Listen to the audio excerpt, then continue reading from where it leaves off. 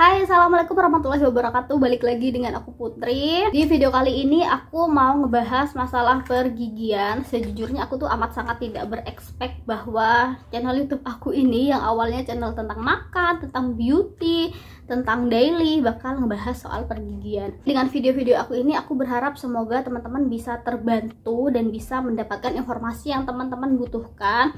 Jadi akan ada beberapa video aku ke depannya yang ngebahas masalah gimana rasanya pakai gigi palsu, kemudian informasi-informasi mengenai gigi palsu, dan pokoknya intinya tuh mengenai si gigi perpalsuan gitulah ya. Di video kali ini karena lumayan banyak juga yang tanya di komentar aku di video aku yang sebelumnya maupun di DM Instagram, bahkan ada yang nge-gmail aku, banyak yang membutuhkan informasi gimana sih caranya supaya kita tuh bisa pakai dan bisa punya gigi palsu, kalau bisa sih di cover sepenuhnya oleh BPJS. Disclaimer, kalau aku tuh bukan dokter, aku bukan tenaga kesehatan. Aku bikin video ini pure karena emang pengalaman aku pribadi. Kalau untuk di video kali ini aku tuh mau bahas topik mengenai gimana sih alurnya supaya kita tuh bisa pakai gigi palsu yang tercover oleh BPJS. Kalau bisa tuh sepenuhnya lah ya, 100% tuh bisa tercover BPJS. Di video aku yang sebelum-sebelumnya itu banyak banget yang ngeluhin dan banyak juga yang komen dan banyak juga yang ngasih tahu, ngasih info gitu. Kalau di tempat mereka itu pemasangan gigi palsu, bahkan gigi palsu untuk yang sejenis akrilik yang paling murah pun itu nggak tercover oleh BPJS. Setiap daerah, setiap wilayah, setiap dokter, setiap rumah sakit udah pasti kan punya kebijakan sendiri-sendiri, dan setiap daerah juga pasti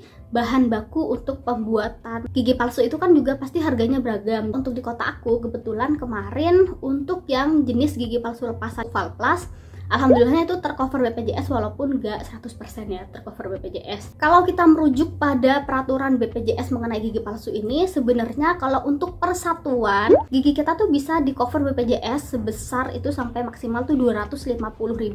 Sedangkan kalau untuk perahang, jadi perahang itu kisarannya tuh sekitar 8 sampai 16 gigi. Sedangkan kalau kita itu mau pasang gigi palsu sejumlah 8 sampai 16 gigi, itu kita bisa tercover sebesar 500.000. Dan kalau kita mau pasang gigi palsu untuk dua rahang sekaligus, di rahang atas dan rahang bawah, dimana jumlahnya itu kan banyak banget ya, itu bisa tercover sampai 1 juta rupiah. Nah, buat yang bingung gimana sih cara ngitungnya, aku juga bingung sih sebenarnya, tapi berpatok dari pengalaman aku yang kemarin, ini aku gak nyebutin harga asli dari gigi palsu yang aku pakai karena kan setiap dokter itu punya kode etik, jadi dokter pun nggak boleh ngasih harga yang pasti di sosial media maupun secara umum, secara terbuka gitu. Jadi di sini aku juga mau ngasih harga untuk harga kisarannya lah ya. Jadi contohnya seperti aku kemarin itu kan aku pakai jenis gigi palsu lepasan yang Valplus. Misal untuk harga satuannya itu 1 juta,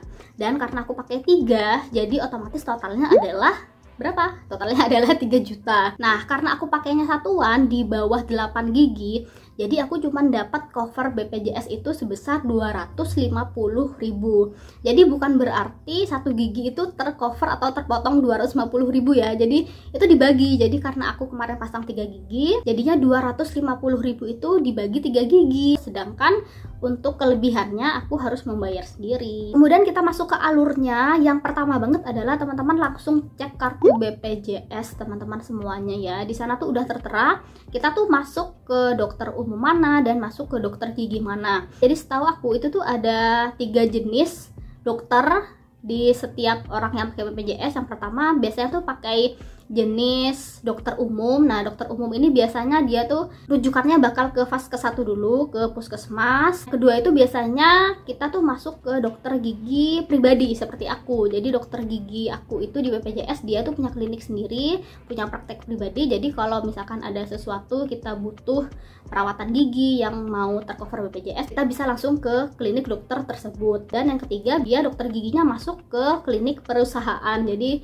kalau ada keluhan atau apapun, misalkan mau gratis, jadi tuh langsung ke klinik atau ke rumah sakit rujukan dari perusahaan tersebut. Kemudian buat teman-teman yang dokter giginya itu di vaskes 1, jadi teman-teman bisa langsung aja ke puskesmas bawa KTP dan juga bawa BPJS asli. Nanti teman-teman langsung aja datang, nanti dapat nomor antrian, dan nanti biasanya dokter tuh akan meriksa gitu. Kemudian dari dokter puskesmas itu nanti kita bakal dapat rujukan untuk kita datang ke poli gigi di rumah sakit. Setelah kita dapat surat rujukan dari puskesmas, udah pasti kita langsung merujuk ke poli di rumah sakit dengan membawa surat rujukan tersebut, bawa KTP, bawa KK kalau perlu, dan juga bawa kartu BPJS asli ya. Begitu sampai di poli, di pertemuan pertama biasanya dokter bakal ngasih arahan dulu nih, kira-kira dengan kasus yang kita punya, kita tuh bagusnya pakai yang jenis apa, dan biayanya juga berapa, dan kita mampunya tuh budget berapa gitu. Karena kan jenis gigi palsu itu ada banyak banget ya. Ada yang bisa full tercover BPJS dan ada yang cuman beberapa persennya aja. Jadi itu kembali lagi ke kita mau pilih gigi palsu lepasan yang bisa full tercover BPJS atau yang kita itu tambah pakai uang pribadi. Menurut aku tahu, kalau teman-teman mau pakai gigi jenis palsu lepasan yang model akrilik, itu tuh harganya lebih murah dan biasanya bisa tercover BPJS lebih banyak daripada kalau kita pakai yang jenis lain. Misalkan jenis gigi palsu yang mau kita pakai itu cuma 1 biji dan kita mau pakai jenis gigi palsu akrilik, itu besar kemungkinan akan sepenuhnya tercover BPJS karena jenis gigi palsu akrilik itu harganya masih amat sangat terjangkau. Nggak tahu sih kalau di luar Jawa Timur, kalau di tempat aku di Jawa Timur itu akrilik kalau kita misalkan pakai 1 biji doang itu bisa full gratis karena tercover sepenuhnya oleh BPJS. Kemudian kalau dokter gigi teman-teman itu adalah dokter gigi pribadi seperti aku yang dokternya itu punya klinik. Jadi tahap pertamanya itu kita langsung aja datang ke dokter giginya, nanti dokternya itu bakal periksa di pertemuan pertama itu, nanti bakal dijelasin dan dikasih arahan pilihan untuk jenisnya dan juga perawatannya gimana.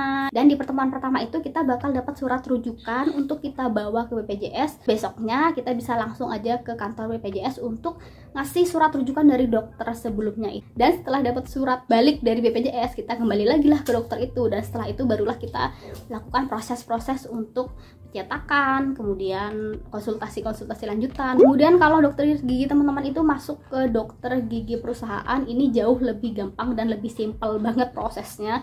Jadi tinggal datang aja membawa BPJS, kartu BPJS-nya. Bahkan ada beberapa klinik perusahaan yang cuman cukup ngasih nomor identitasnya doang tanpa bawa surat apapun, itu udah bisa langsung diproses untuk pembuatan gigi palsunya. Jadi simple itu. Jadi itulah alur-alurnya gimana cara supaya kita tuh bisa mengklaim BPJS untuk mengcover pemasangan gigi palsu kita. Semoga informasinya bermanfaat dan bye. Assalamualaikum.